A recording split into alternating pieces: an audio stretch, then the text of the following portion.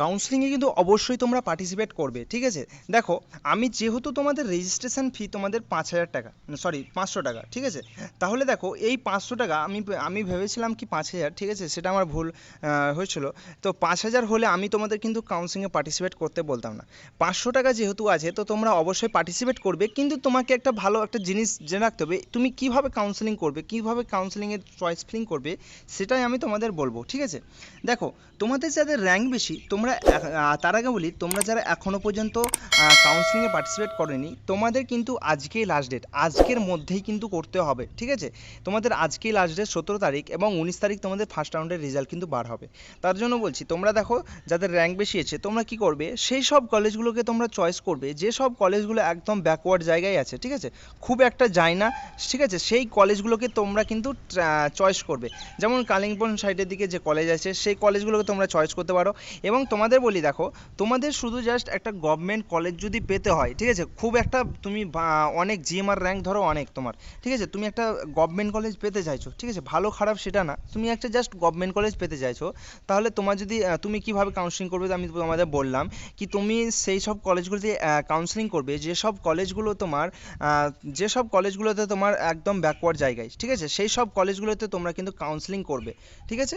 এবার দেখো, এরপরে তুমি কাউন্সিলিং করলে ফার্স্ট রাউন্ডে কাউন্সিলিং করার পরে, ধরো ফার্স্ট রাউন্ডে তোমার কিন্তু হলো না, তখন তুমি দেখো, তুমি কিন্তু সেকেন্ড রাউন্ডের জন্য তুমি কিন্তু হয়ে গেলে, ঠিক আছে। এবার তুমি কিন্তু সেকেন্ড রাউন্ডে যেতে পারবে। সেকেন্ড রাউন্ডে কীভাবে যাবে, দেখো, প্রথম যে রাউন্ডে তুমি চয়েস ফিলিং করলে সে রাউন্ডে তুমি ধরো পেলে না, তাহলে সেকেন্ড রাউন্ডে যে তুমি রেজিস্ট্রেশন করেছিল, সেকেন্ড রাউন্ডে তুমি অটোমেটিক চলে যাবে। এবার সেকেন্ড রাউন্ডে দুই রকম জিনিস হতে পারে। দেখো, যারা সিট পেয়ে গেছো তাদের দুই রকম, একটা কলেজে অ্যাডমিশন হবে, আর একজন কলেজে অ্যাডমিশন হতে চাইছো না, নো আপগ্রেডেশন করছো, ঠিক আছে। তাহলে দেখো, যাদের ফার্স্ট রাউন্ডে হয়ে গিয়েছে তারা কি করবে, এই যে ফিজিক্যাল ভ্যারিফিকেশানে যাবে, ঠিক আছে।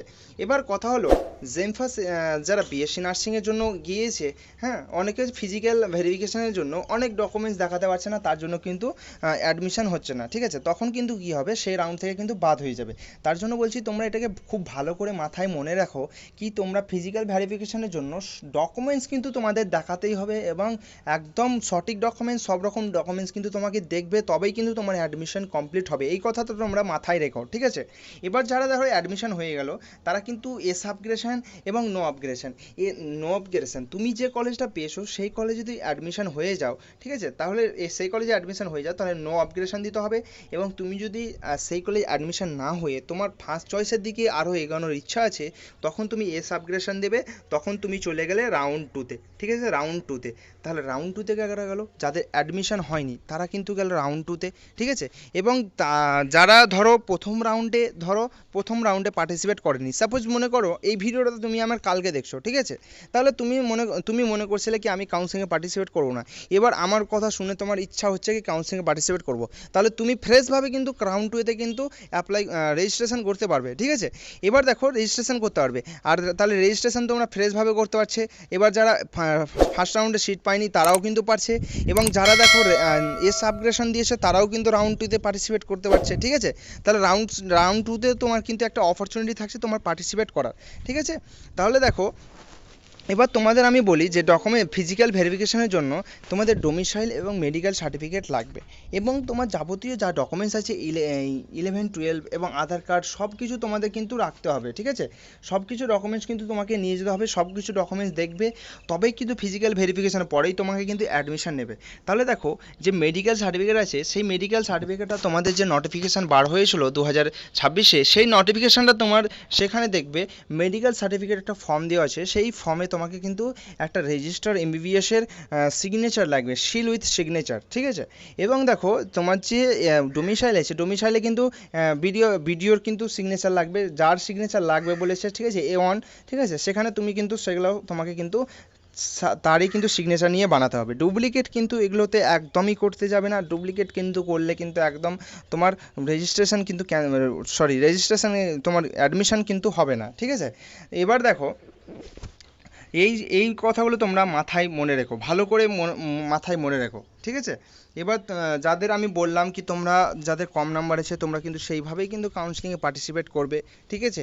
আসলে দেখো আমি তোমাদের কনফার্ম বলছি না কি তোমাদের হয়ে যাবে, ঠিক আছে। আমি জাস্ট তোমাদের একটা তোমার ইচ্ছা হচ্ছে ধরো, এবার বলা যায় না কখন হয়েও যেতে পারে, ঠিক আছে, বলা যাচ্ছে না, তোমার হয়েও যেতে পারে, ঠিক আছে। তার জন্য বলছি তোমরা একবার ট্রাই করে দেখতে পারো, ঠিক আছে। মাত্র 500 টাকা লাগবে, তো তোমরা আমি আমি বলবো তোমরা ট্রাই করো, ঠিক আছে। 500 টাকা দিয়ে তোমরা কিন্তু কাউন্সিলিংয়ে পার্টিসিপেট করো।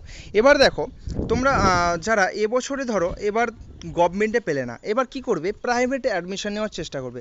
দেখো আমি কোনো কলেজের কিন্তু প্রমোশন করছি না বা কোনো কলেজের নামও কিন্তু আমি বলবো না, ঠিক আছে। আমি তোমাদের জাস্ট অ্যাওয়ার করছি কি, দেখো তোমরা যারা প্রাইভেটে অ্যাডমিশন নেবে তাহলে বেশ কিছু জিনিস তোমরা মাথায় মনে রাখবে। তোমরা প্রথমত দালালের চক্করে পড়বে না, ঠিক আছে। দালালের পাল্লায় যদি পড়ো তাহলে তুমি সাপোজ মনে করো 3 লাখে অ্যাডমিশন হতো, সেটা কিন্তু 4 লাখে হবে।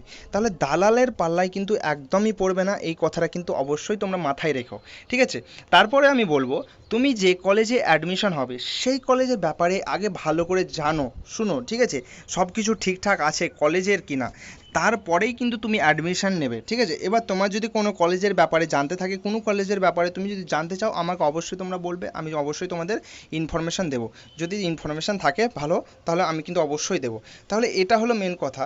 এবং দেখো আমার মতে একটা জিএনএম ক্যান্ডিডেটের প্রাইভেট কলেজে অ্যাডমিশন বা কোর্স ফি যেটা হতে পারে আমার মতে, আমি বলছি, ঠিক আছে।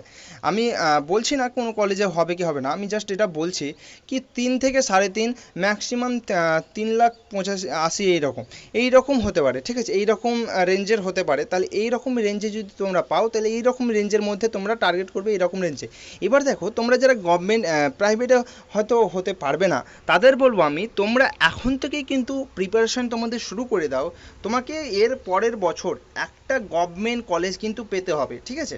দেখো তোমরা যদি ড্রপ আউট নিতে চাও তাহলে টপ করে দেখো একদম তোমাদের গভর্নমেন্ট কলেজ এর পরের বছর একটা মাত্র সিট তোমাকে লাগবে, এরপরে কিন্তু পেতে হবে, ঠিক আছে। এই টার্গেট তুমি কিন্তু তোমার মধ্যে ঢুকিয়ে নাও।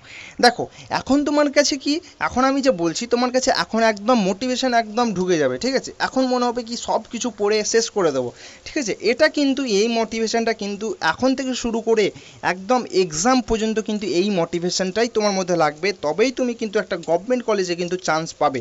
এই কথাটা তোমরা মাথায় রেখো।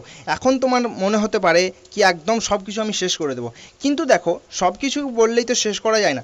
তোমাদের আমি বলবো ধীরে ধীরে সুস্থভাবে, সুস্থ মেজাজে, শান্ত মেজাজে একদম পড়ো, ধীরে ধীরে সব কিছু তোমাকে ভালোভাবে জানতে হবে, তবে কিন্তু দেখো একটা ভালো তুমি স্কোর করতে পারবে।